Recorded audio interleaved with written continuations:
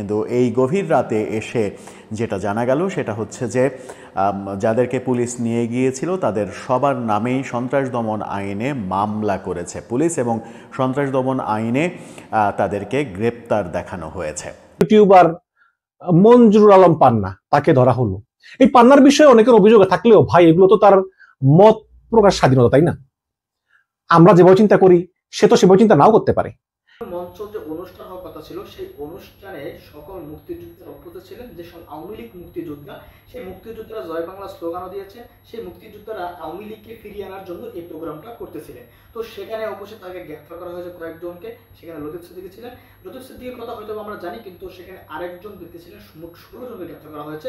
আরেকজন হচ্ছে মুজিবুল হক পান্না, যেই পান্না এই গত 8 আগস্টের পর থেকে অপসাংবাদিকতা করছেন। 8 আগস্টের পর থেকে সরকারের বিরুদ্ধে একের পর এক মিথ্যা অভিযোগ গুজব ছড়িয়েছে। তাকে বারবার সাবধান করা হলেও তিনি তার কাজ চালিয়ে যাচ্ছিলেন। তো অবশেষে এই পান্নাকেও গ্রেফতার করা হয়েছে।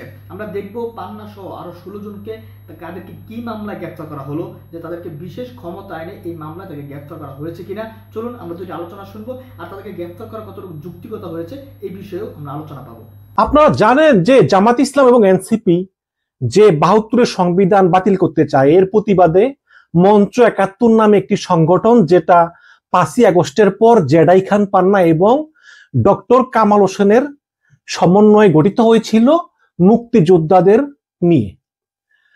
তো তারা আজকে সকালে ঢাকা রিপোর্টার্স ইউনিটিতে একটি গোল টেবিল মিটিং এর আয়োজন করে, মিটিং এ বিভিন্ন মুক্তিযোদ্ধারা আসবেন এবং তারা আলোচনা করবেন এবং 72-এর সংবিধান কি জন্য ইম্পর্টেন্ট, বাদ দিলে কি কি ক্ষতি হতে পারে, এইসব বিভিন্ন আলোচনা।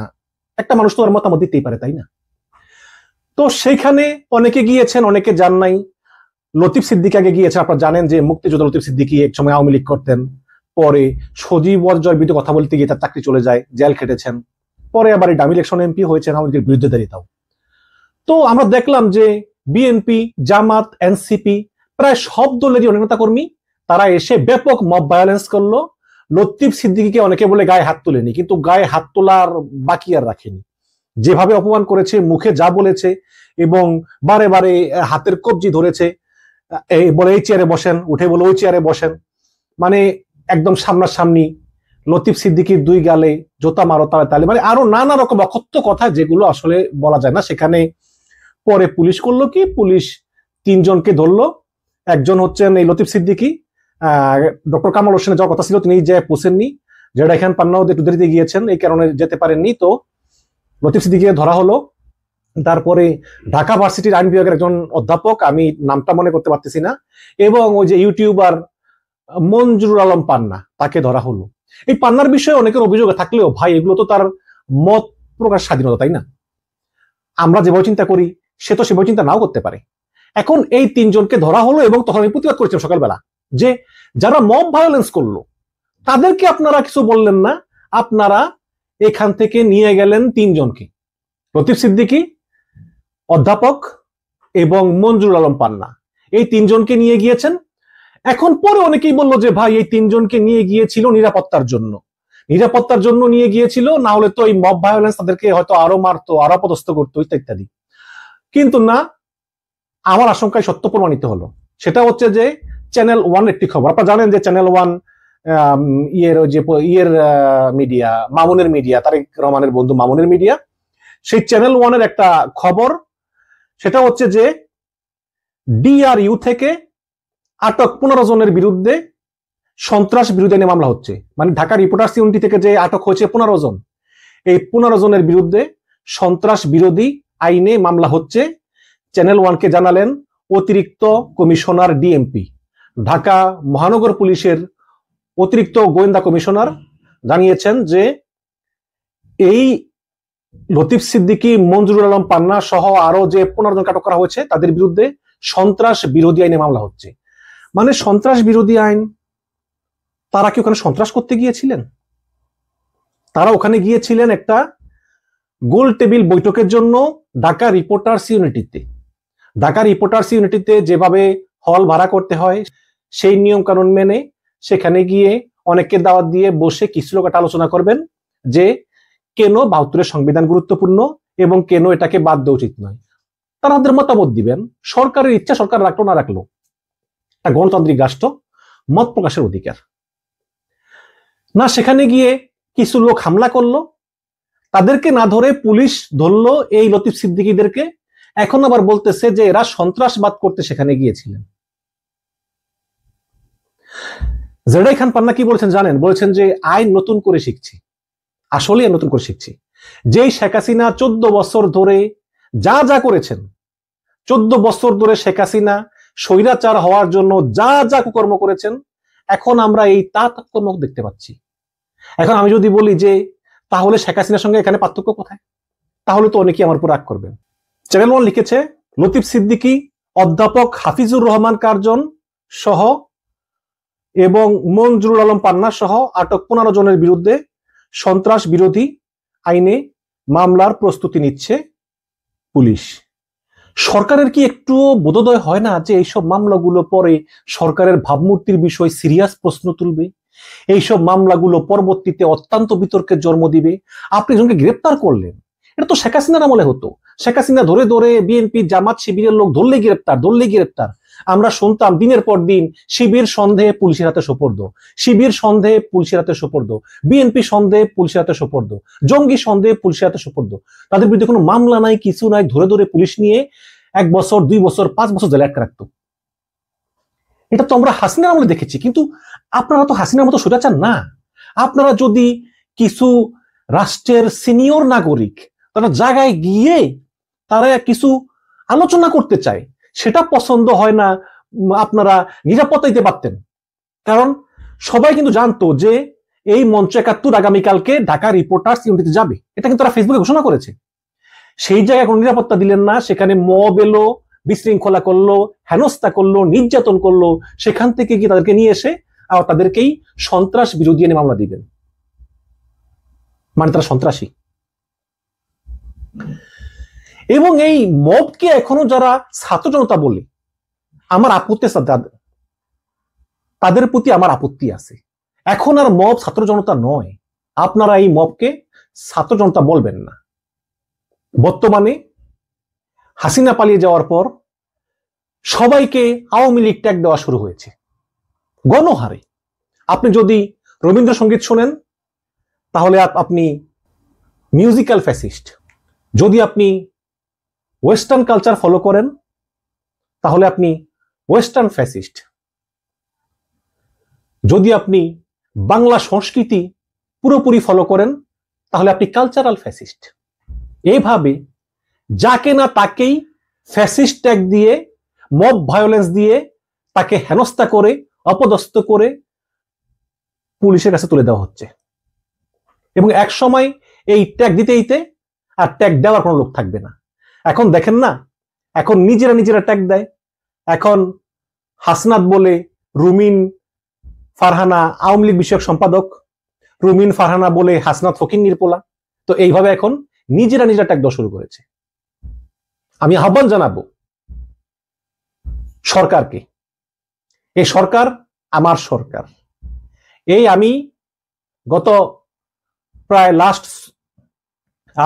7-8 বছর ধরে এই ফ্যাসিস্ট হাসিনা সরকারের বিরুদ্ধে অনেক ভিডিও বানিয়েছি, প্রয়োজনে আরো বানাবো। কিন্তু দিন শেষে আমাকে সত্যের পক্ষে কথা বলতেই হবে।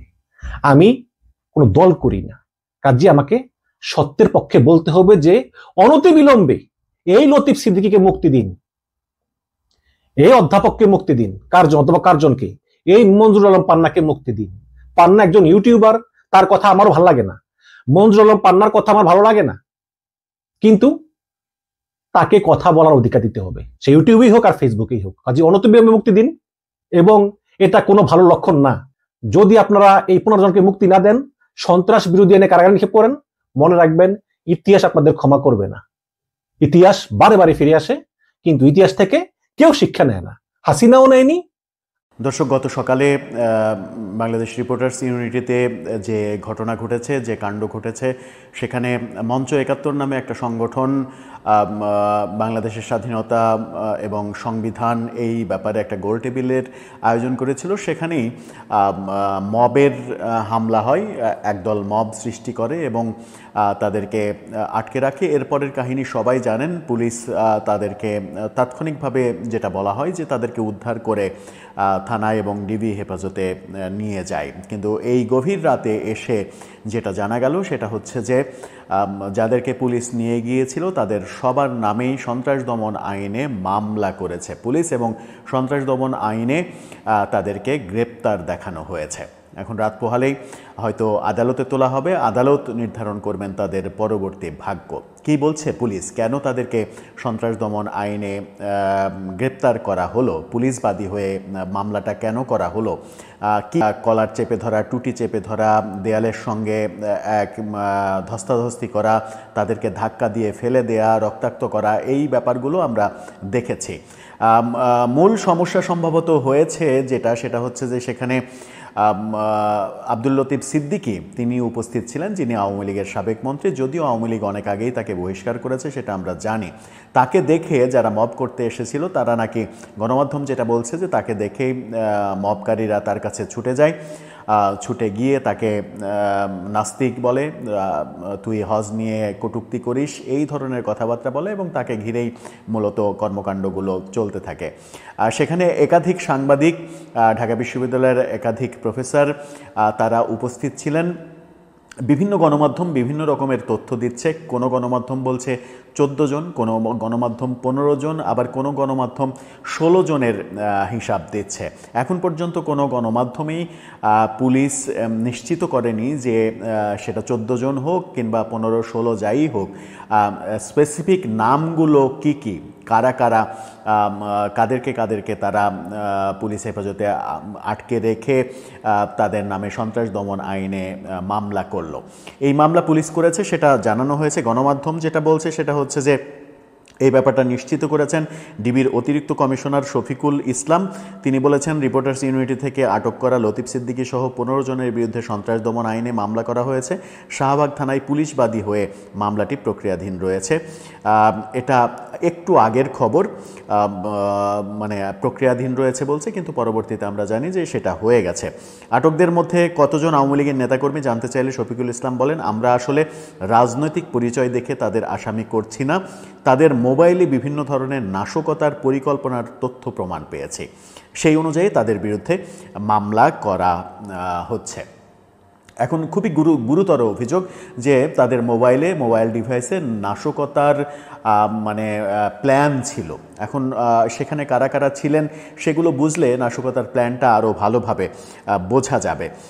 এদিকে বাংলা ট্রিবিউন যেটা বলছে, বাংলা ট্রিবিউনের শিরোনামটা আপনারা দেখে নিতে পারেন। তারা বলছে, সাবেক মন্ত্রী লতিফ সিদ্দিকী সহ সন্ত্রাস দমন আইনে গ্রেপ্তার 16। তারা 16 বলছে, সেখানেই তারা বলছে 16 জনকে গ্রেপ্তার করা হয়েছে। তাদেরকে রাত 11:15টার দিকে মানে অন্য আরেকজন ডিবির যুগ্ম পুলিশ কমিশনার নাসিরুল ইসলামের বরাত দিয়ে তারা বলছে যে নাসিরুল ইসলাম এটা নিশ্চিত করেছে। 16 জনকে গ্রেপ্তার করা হয়েছে। তাদের মধ্যে রয়েছেন সাবেক মন্ত্রী আব্দুল লতিফ সিদ্দিকী, অধ্যাপক হাফিজুর রহমান কার্জন সহ 16 জন। কিন্তু পুরো নাম এখানেও পাওয়া যায়নি। জানা গেছে, যেটা বাংলা ট্রিবিউন নিশ্চিত করছে সেটা হচ্ছে যে সেখানে ঢাকা বিশ্ববিদ্যালয়ের বরেণ্য অধ্যাপক ডক্টর সৈয়দ আনোয়ার হোসেন উপস্থিত ছিলেন, সাংবাদিক মেজবা কামাল উপস্থিত ছিলেন, সাংবাদিক মাহবুব কামাল উপস্থিত ছিলেন, সাবেক সংসদ সদস্য লতিফ সিদ্দিকী, ঢাকা বিশ্ববিদ্যালয়ের শিক্ষক অধ্যাপক হাফিজুর রহমান কার্জন, সাংবাদিক মঞ্জুরুল আলম পান্না, তারা উপস্থিত ছিলেন। এখন বিষয় হচ্ছে যে আমরা যতটুকু যেটা খবর পেয়েছি তাতে সাংবাদিক মাহবুব কামাল তিনি গণমাধ্যমে একটা বিবৃতি দিয়েছেন এবং সামাজিক যোগাযোগ মাধ্যমে একটা পোস্ট করেছেন। সামাজিক যোগাযোগ মাধ্যমে তার পোস্টটা আপনারা দেখে নিতে পারেন। সেখানে তিনি জানিয়েছেন যে তিনি সেখানে 3 ঘন্টা অবরুদ্ধ ছিলেন, তারপরে সেখান থেকে মুক্তি পেয়েছেন। তিনি লিখেছেন, জীবনেও আওয়ামী লীগ করি নাই, বরং 72 থেকে 75 পর্যন্ত চরম বিরোধিতা করেছি। এরপর সব সময় বিরোধিতা, কখনো হালকা কখনো তীব্র, অথচ 3 ঘন্টা অবরুদ্ধ থেকে এখন মুক্ত হলাম। Yes, this is that Bangladesh we fight for in 1971, অর্থাৎ এই বাংলাদেশের জন্যই আমরা 71-এ যুদ্ধ করেছিলাম। তিনিও একজন মুক্তিযোদ্ধা। এখন তিনি যেটা জানাচ্ছেন যে 3 ঘন্টা অবরুদ্ধ ছিলেন সেখানে। কোন অনুষ্ঠানে অবরুদ্ধ ছিলেন সেই কালের কণ্ঠ সূত্রে সেই অনুষ্ঠানের ব্যানারের একটা আংশিক অংশ আমরা হাতে পেয়েছি, সেইটা দেখে নিতে পারেন। সেখানে লেখা মঞ্চ 71, গোল টেবিল, আমাদের মহান স্বাধীনতা যুদ্ধ এবং বাংলাদেশের সংবিধান, এই বিষয়ে তাদের গোল টেবিল। প্রধান অতিথি ডক্টর কামাল হোসেন, কামাল হোসেনের নাম লেখা, তাছাড়া আর কারো নাম ব্যানারে আমরা দেখছি না। সেই কামাল হোসেনই উপস্থিত ছিলেন না। মাহবুব কামালের ভাষ্য মতে যেটা বোঝা যায় যে ওখানে উপস্থিত যারা অবরুদ্ধ হয়েছিলেন তাদের সবাইকে পুলিশ নিয়ে যায়নি, অর্থাৎ বেছে বেছে পুলিশ নিয়ে গেছে। বেছে বেছে নিয়ে গেছে মানেই হচ্ছে পুলিশ নির্দিষ্ট করেই মানে আগে থেকে ইনফরমেশন পেয়েছিল যে এদের নেওয়া যেতে পারে, এদের নেওয়া যাবে না।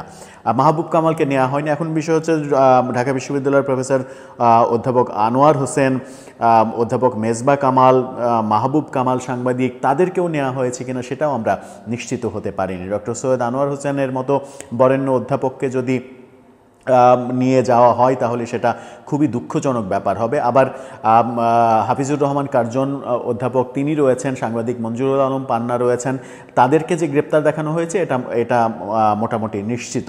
এখন পুলিশ যেটা বলছে যে তাদের মোবাইলে নাশকতার পরিকল্পনা পাওয়া গেছে, অর্থাৎ নাশকতা করা হবে, নাশকতা সৃষ্টি করা হবে দেশে, এই পরিকল্পনা পাওয়া গেছে। যদি সেটা সত্যি হয় তাহলে অবশ্যই তাদের বিরুদ্ধে আইনগত ব্যবস্থা নেওয়া উচিত। এই ব্যাপারে কোনো মানে দ্বিমত নেই, কারোরই থাকবে না। কারণ যে কেউ তিনি যেই হন না কেন, দেশে যদি নাশকতা সৃষ্টির চেষ্টা করেন তাহলে তার বিরুদ্ধে আইনশৃঙ্খলা বাহিনী ব্যবস্থা নেবে, এটাই স্বাভাবিক। কিন্তু সেখানে প্রশ্ন আসে যে মব তৈরি করলো এক দল, সেখানে তারা মানে তাদেরকে মানে খুবই বাজে অবস্থা তৈরি করলো, বন্দি করলো, তারপরে পুলিশ আসলো, পুলিশ এসে তাদেরকে থানায় নিয়ে গেল, তারপরে পুলিশ টের পেল যে তারা নাশকতার পরিকল্পনায় জড়িত ছিলেন। এটা খুব একটা যে গ্রহণযোগ্য যুক্তি সেটা মানে মানুষের কাছে হয়তো মনে হবে না। কিন্তু পুলিশ যেটা বলছে যে তাদের মোবাইল ডিভাইস পরীক্ষা করে নাশকতার প্ল্যান পাওয়া গেছে।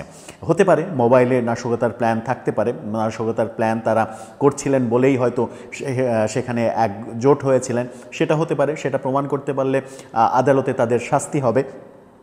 কিন্তু বাংলাদেশের মানুষ সেটা কতটা বিশ্বাস করবে সেটা একটা গুরুত্বপূর্ণ বিষয়। এদিকে সিপিবি তারা এই ঘটনার প্রতিবাদ জানিয়েছে। একমাত্র দল এখন পর্যন্ত আমরা পেলাম যারা এই ঘটনার আনুষ্ঠানিক প্রতিবাদ জানিয়েছে। এর আগে ইন্ডিভিজুয়ালি বিভিন্ন সাংবাদিকরা প্রতিবাদ জানিয়েছিলেন। সিপিবিকে দেখলাম যে তারা প্রতিবাদ জানিয়েছে, তাদেরকে নিয়ে বাংলা ট্রিবিউন খবর করেছে। সেখানে বলা হচ্ছে মুক্তিযুদ্ধের বিরুদ্ধে সংগঠিত মব সন্ত্রাস, সিপিবির ক্ষোভ। শিরোনামটা আপনারা দেখে নিতে পারেন। সেখানেই তারা বলছে যে বাংলাদেশের কমিউনিস্ট পার্টি সিপিবির সভাপতি মোহাম্মদ শাহ আলম ও সাধারণ সম্পাদক রুহিন হোসেন প্রিন্স এক বিবৃতিতে জানিয়েছেন, ঢাকায় মুক্তিযুদ্ধের ওপর আলোচিত এক আলোচনা সভায় মব সন্ত্রাস ও নৈরাজ্যকারীদের বিরুদ্ধে ব্যবস্থা গ্রহণ না করলে মুক্তিযোদ্ধা, শিক্ষক, সাংবাদিক গ্রেপ্তারের ঘটনায় গভীর উদ্বেগ প্রকাশ করেন। অর্থাৎ যারা নৈরাজ্য করেছে তাদের বিরুদ্ধে ব্যবস্থা না করায় তারা উদ্বেগ প্রকাশ করেছেন।